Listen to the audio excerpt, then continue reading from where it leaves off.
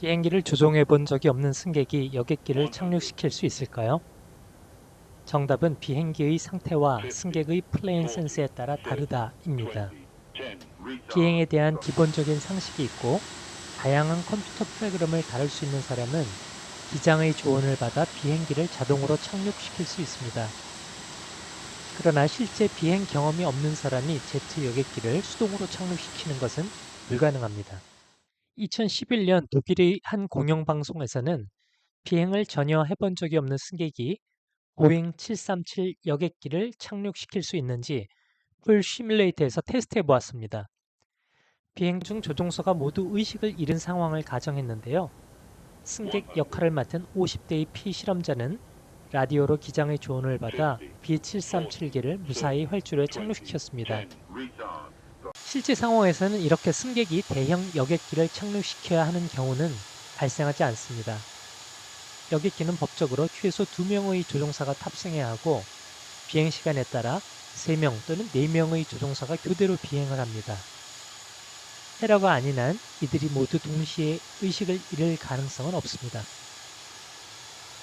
오늘은 독일 방송국에서 실험한 것처럼 비행을 전혀 해본 적이 없는 승객이 조종석에 앉아 A320 여객기를 착륙시키는 경우를 가정해 보겠습니다. 저는 보잉과 에어버스 여객기를 14,000시간 조종한 기장입니다. 이번 영상을 쉽게 이해하고 따라할 수 있는 시청자라면 A320 비행기를 안전하게 착륙시킬 수도 있을 것입니다. 그러나 만약 영상을 따라오기 어렵다면 빨리 다른 승객에게 조종석을 양보하는 것이 생존 가능성이 높겠죠. 비행기의 채공 시간은 제한되어 있으니까요. 나고야 공항을 출발해 서울 인천국제공항으로 가는 A320 비행기에 탑승했습니다. 조종사 두 사람이 모두 의식을 잃었고 승무원이 조종사 자격을 가진 승객을 호출하였지만 아무도 없었습니다. 가장 비행기를 많이 타본 승객이 조종석에 앉았습니다. 먼저 기장석 의자를 뒤로 끌어내겠습니다. 오른쪽 시트 바로 아래에 좌석을 움직이는 전동 스위치가 있습니다. 의자에 앉은 후 안전벨트를 매고 조종실 창밖이 가장 잘 보이게 좌석의 위치를 조절합니다. 조종석 시스템은 크게 세 파트로 나누어져 있습니다. 오버헤드 패널, 주 계기판, 그리고 페데스탈입니다. 오늘은 최소한의 조작으로 착륙을 할 수 있도록 유도해 보겠습니다. 비행의 형태는 크게 자동 비행과 수동 비행으로 나누어집니다. 자동 비행은 FMS라는 항법 컴퓨터에 속도, 고도, 방향, 경로를 미리 설정해서 비행하는 Long Term Intervention과 정면의 FCU라는 패널에서 속도, 고도, 방향을 조종사가 수동으로 선택해 수행하는 Short Term Intervention이 있습니다. 비행 경험이 없는 승객이 조종을 하고 있기 때문에 오늘은 최소한의 조작이 되도록 FMS를 최대한 활용하겠습니다. 비상 상황에서 목적지인 인천공항까지 계속 비행할 필요가 없겠죠. 연료를 아껴 채공 가능 시간을 최대한 확보하고 착륙에 적합한 가장 가까운 공항으로 회항해야 합니다. 지금은 날씨가 좋고 긴 활주로가 있는 오사카 간사이 국제공항이 가장 적절해 보입니다. 일단 계획된 순항고도 3만 피트 대신 24,000피트까지만 올라가겠습니다. FCU 고도창에 240이란 숫자가 나오도록 돌리고 누릅니다. 그리고 FMS에도 순항고도에 240이란 숫자를 입력합니다. 이제 목적지를 변경하고 착륙에 필요한 경로와 정보를 입력할 차례입니다. 목적지를 뜻하는 Destination 란에 간사이 공항 코드인 RJBB를 입력합니다. 다음은 접근 경로를 설정할 차례입니다. FMS 좌측 하단에 새로운 목적지 RJBB를 누르면 활주로를 선택하는 화면이 나옵니다. 현재 오사카 공항에서 사용 중인 정밀 접근 ILS 줄루 24 Right를 선택하고 도착 경로 Arrival은 알리사 찰리를 선택합니다. 현재 비행 중인 경로를 수정하면 항상 FMS의 폰트 색깔이 변하고 확인을 요청합니다. 컨펌합니다. 활주로까지 경로가 설정되었으니 연료를 소모하며 멀리 돌아갈 필요가 없겠죠. 히엇 컷을 위해 다이렉트 스탄타를 선택합니다. 이제 랜딩 페이지를 설정할 차례입니다. 공항의 현재 기압 1013 헥토파스칼을 입력하고 온도는 20도, 바람은 230도에 13노트, 접근 최저고도 223피트를 입력합니다. 활주로에 착륙한 다음에는 역추력 장치와 매뉴얼 브레이크를 최종적으로 사용하는데요. 오토 브레이크 버튼 미디엄을 누르면 됩니다. MED란 라이트가 들어오면 제대로 선택된 것입니다. 그러는 사이에 비행기는 점점 간사이 공항에 가까워지고 있습니다. 이제 강하할 차례입니다. FC의 고도납을 4000피트에 맞추고 누릅니다. 4000이란 숫자 오른쪽에 동그라미가 표시되어야 컴퓨터에 입력된 수직 경로대로 강화한다는 의미입니다. 이제 접근 및 착륙 준비가 되었으니 FMS에서 다이렉트 라일락을 선택합니다. 확인을 누르는 순간 비행기가 왼쪽으로 선회하자 승객이 당황해서 조종관을 만졌습니다. 사이드 스틱의 자동 비행 해제 버튼을 건드려 오토파일럿이 해제되었습니다. 비행기의 기수가 급격히 들리고 왼쪽으로 급경사가 지기 시작합니다. 이렇게 비행기 자세가 심각하게 흐트러지면 다시 오토파일럿 버튼을 눌러도 오토파일럿이 선택되지 않습니다. 비행기는 순식간에 속도를 잃고 추락하기 시작합니다. 강하율이 분당 7000피트를 넘는다는 것은 2~3분 이내에 추락한다는 의미입니다. 이런 상황에서 조종을 배우지 않은 사람이 비행기를 다시 정상 상태로 되돌리는 것은 불가능에 가깝습니다.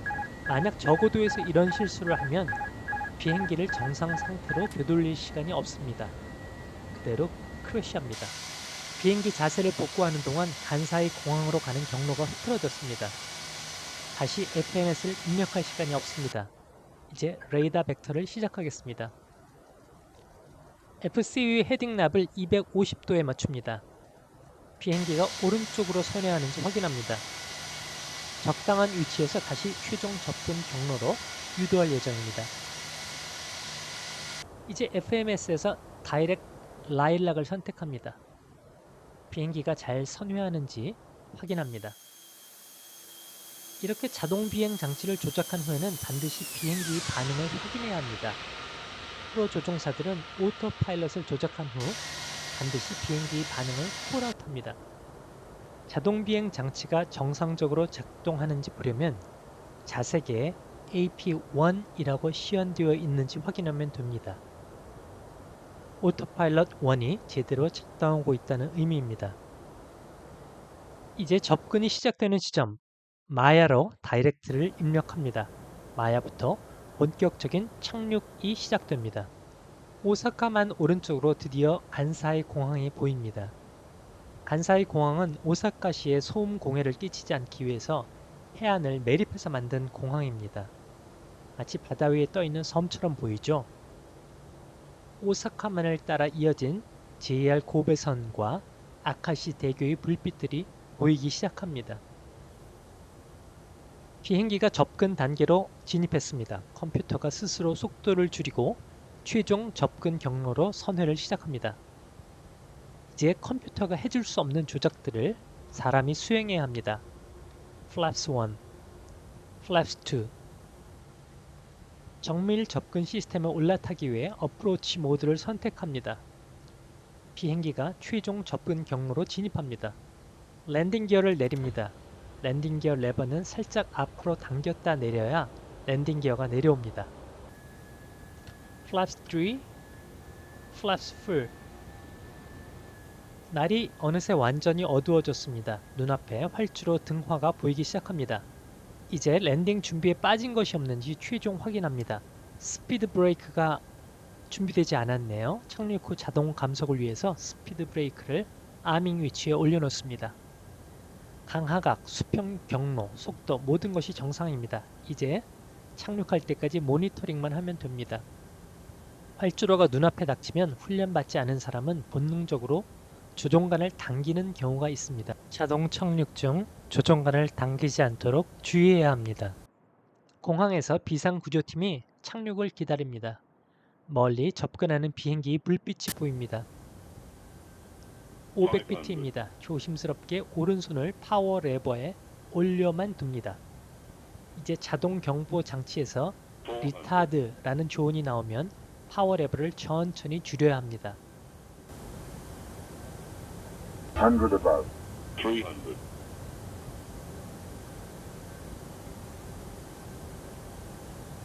Minimum 200. 100.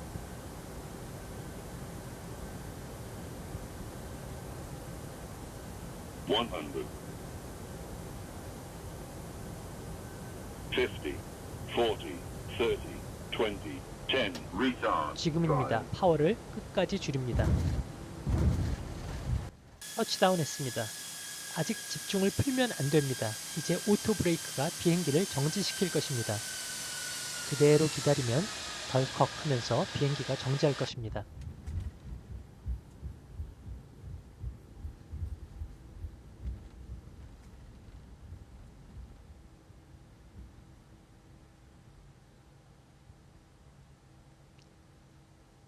활주로에 정지했습니다. 엔진이 아직 살아있기 때문에 브레이크가 풀리면 비행기가 움직일 수 있습니다. 파킹 브레이크를 세트합니다. 이제 지상 구조팀이 비행기로 들어올 수 있도록 보조 엔진을 시동하고 엔진을 꺼야 합니다. 보조 엔진을 시동하지 않으면 기내 전기 시스템이 한꺼번에 꺼져서 놀란 승객들이 비상 탈출을 시도할 수도 있습니다. 엔진 1, 엔진 2 모두 끕니다. 객실에 탑승한 승객 180명이 모두 무사합니다. 어떻습니까? 비행을 해보지 않은 일반 승객이 여객기를 안전하게 착륙시킬 수 있을까요?